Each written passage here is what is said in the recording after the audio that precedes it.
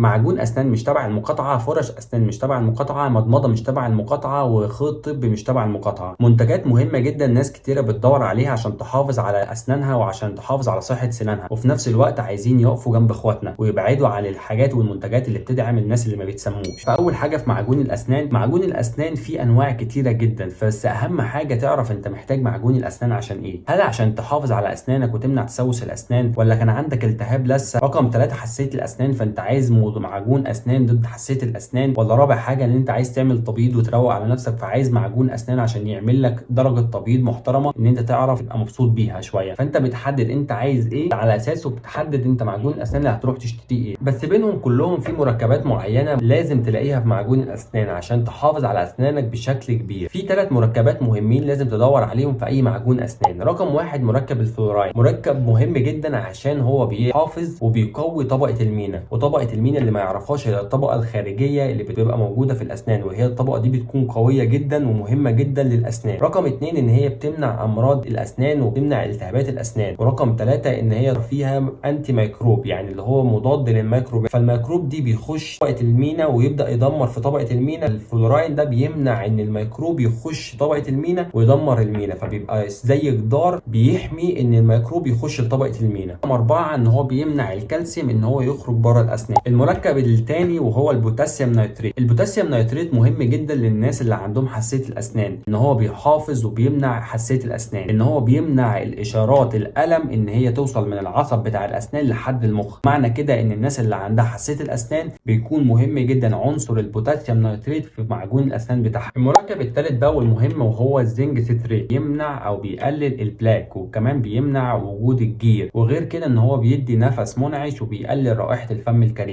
حلو قوي، انا كده شرحت لك المكونات الموجوده في معجون الاسنان المهمه. طب ايه بقى الحاجات اللي ممكن اشتريها اول ما اروح الصيدليه؟ لما انا عشان قاعد بره مصر، ففي منتجات انا بدات اسرش عليها واشوف، فلقيت ان المنتجات اللي كله بيتكلم ان هي كويسه في مصر عن طريق ان هم استخدموها كتير وعندك مكونات حلوه جدا. زي رقم 1 ان هو دي جي كير. دي جي كير قال لك ان هو كويس جدا، بس فيه مركب الكلوروكسيدين. والكلوروكسيدين زي ما احنا عارفين، او اللي ما يعرفش برضه اقوله له، الكلوروكسيدين ده مركب كويس جدا، بس كويس للعلاج مش للوقايه. يعني ما ينفعش استخدمه كل يوم، استخدمه بس لفتره معينه من اسبوع لاكتر فتره ممكنه اسبوعين، لان انت لو استخدمته اكتر من كده يبدا يعمل معاك نتيجه عكسيه. حاول نستخدم الكلوروكسيدين بكميات معقوله وفي نفس الوقت لفتره محدوده، لان هو يعتبر ماده علاجيه مش ماده وقائيه. فلازم نخلي بالنا ان الدي جي كير بنستخدمه لفتره محدوده للناس اللي عندها التهاب لثه، عندها قرح فم، عندها مشاكل في اسنانها، فعايزين يستخدموا الكلوروكسيدين كويس جدا بس لازم لفتره محدوده. فالدي جي كير مرجح رقم 1 وكويس جدا وناس كتيره بتشكر فيه، لازم تستخدمه لفتره محدوده. اللي بيعوضه بقى واللي ينفع تستخدمه كل يوم لان هو يعتبر وقائي مش علاجي، الدي جي لونج. غير كده عندنا السواك، ناس كتيره بتشكر فيه بس بتقول لك طعمه مش كويس. انا ما اعرفش، ما جربتوش، بس ناس كتيره جدا بتشكر فيه. وكمان عندنا حاجه اسمها رينسا كول، في معجون اسنان للاطفال اسمه فلورو. حلو، معانا معجون اسنان كده كويس وفهمنا كل حاجه في معجون الاسنان. رقم 2 عايزين بقى فرشه اسنان. فرشه الاسنان اهم حاجه لازم تكون عندك فرشه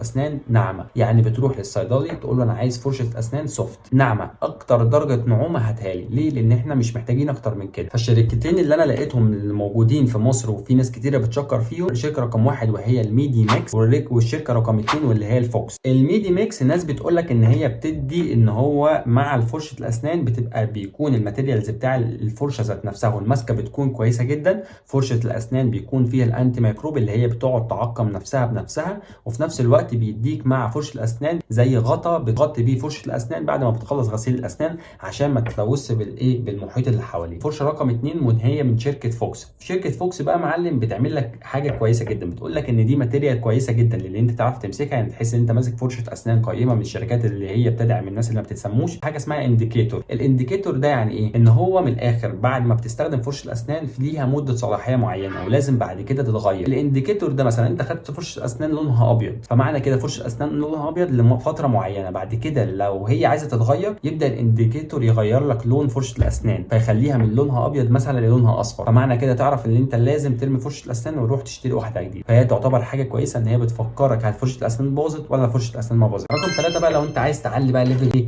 النظافه بتاعك وعايز اللي هو خلاص بقى انا عايز اهتم باسناني جامد قوي، فانت بقى ممكن تروح تشتري لك تروح تشتري لك مضمضه. طب مضمضه منين؟ تروح في شركه معينه اسمها شركه اوروفيكس. اوروفيكس بتنزل مضمضه وقائيه ومضمضه علاجيه. يعني انت لو عايز اوروفيكس مضمضه وقائيه يبقى في حاجه اسمها اوروفيكس سموكر، دي ينفع تستخدمها كل يوم وعادي جدا. عايز علاجيه ان انت تعالج التهاب اللثه او قرح الفم بتروح تشتري اوروفيكس، بس بتروح تشتريه ان هو اوروفيكس اللي هو الطبيعي بتاعهم، يكون بطعم الفراوله بطعم القرفه والحاجات دي كلها، وفي نفس الوقت بيكون في ايه المركب اللي احنا قلنا ما ينفعش نستخدمه اكتر من اسبوعين وهو الكلوروكسيدين. فاوروفيكس في عندك نوعين، اوروفيكس عادي واوروفيكس سموكر. اوروفيكس عادي ده يعتبر علاجي، اوروفيكس سموكر ده يعتبر ايه وقائي، بتستخدمه كل يوم عادي جدا، لكن التاني بتستخدمه مش اكتر من اسبوعين. لكن الخيط الطبي اللي هو مهم جدا برضو عشان بين الاسنان وبعضيها بيستخدموا شركه معينه واللي هي اسمها فريش اب، والفريش اب دي بيكون فيها اطعمه كتير، فهي بتبقى حاجه حلوه كده ان هي بيبقى فيها ايه نعناع اللذيذه دي. انا اسف لو انا طولت عليكم وكده، نكون خلصنا الفيديو بتاع النهارده، اتمنى تكونوا استفدتوا واستمتعت.